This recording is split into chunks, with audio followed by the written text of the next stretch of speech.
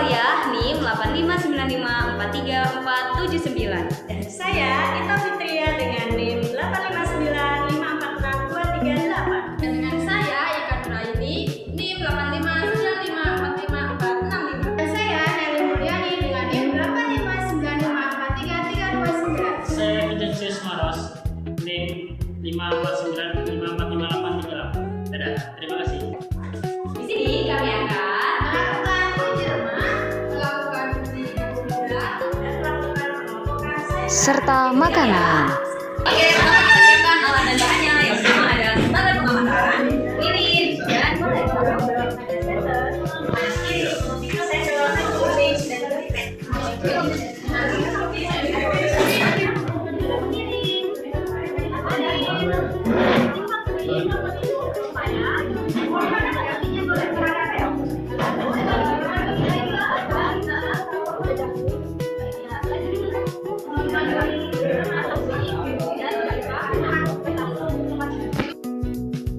Selanjutnya kita oleskan semua bahan-bahan pada kertas coklat dan menunggunya hingga 10 menit.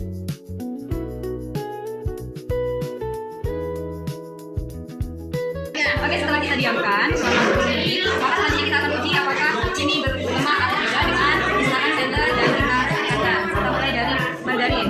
Oke, dari margarin meninggalkan noda. Jadi ini berlemak.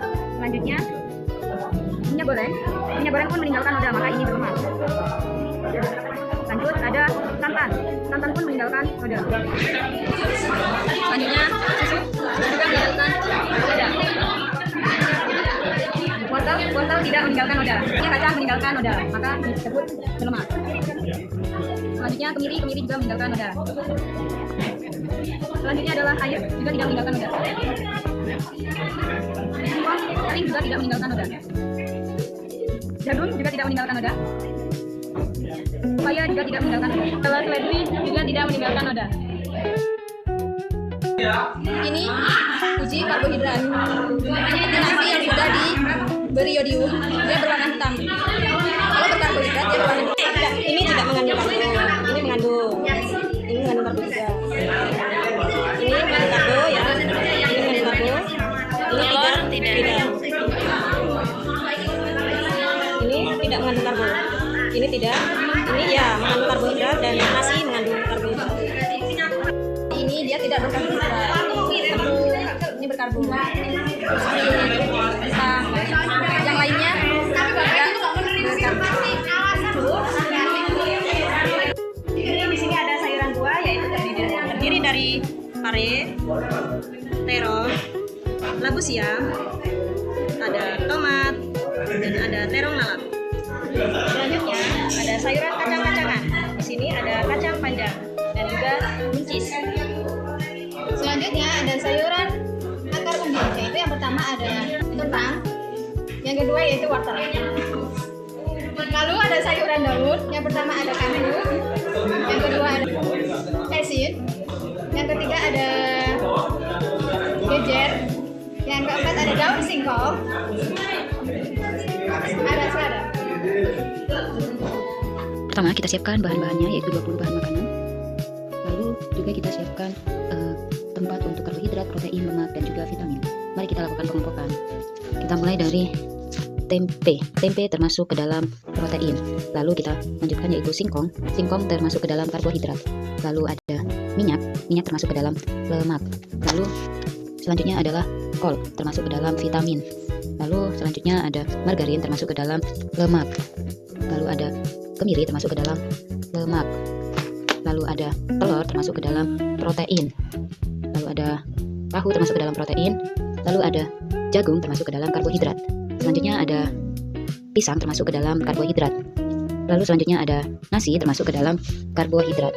Selanjutnya ada udang termasuk ke dalam protein. Lalu ada ikan juga termasuk ke dalam protein. Selanjutnya ada tomat termasuk ke dalam vitamin. Terong termasuk dalam vitamin. Lalu ada mangga termasuk ke dalam vitamin. Lalu ada seledri termasuk ke dalam vitamin. Lalu ada kacang panjang termasuk ke dalam vitamin.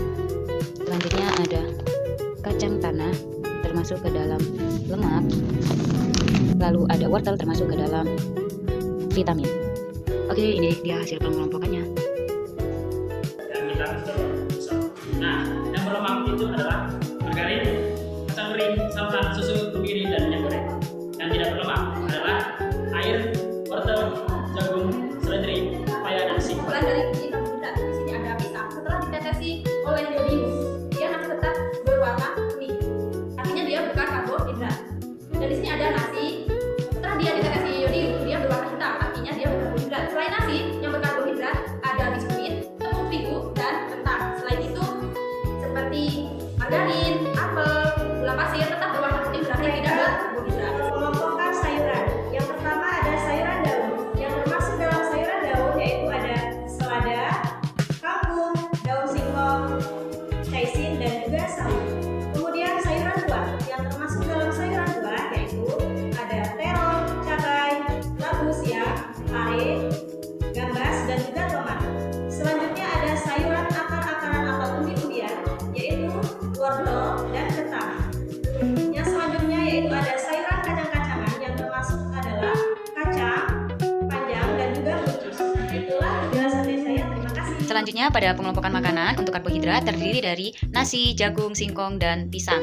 Untuk protein terdiri dari udang, ikan, telur, tahu, dan tempe. Untuk lemak terdiri dari margarin, minyak, kacang tanah, dan juga kemiri. Untuk vitamin terdiri dari kacang panjang, kol, mangga, terong, tomat, wortel, dan juga seledri. Terima kasih. Sekian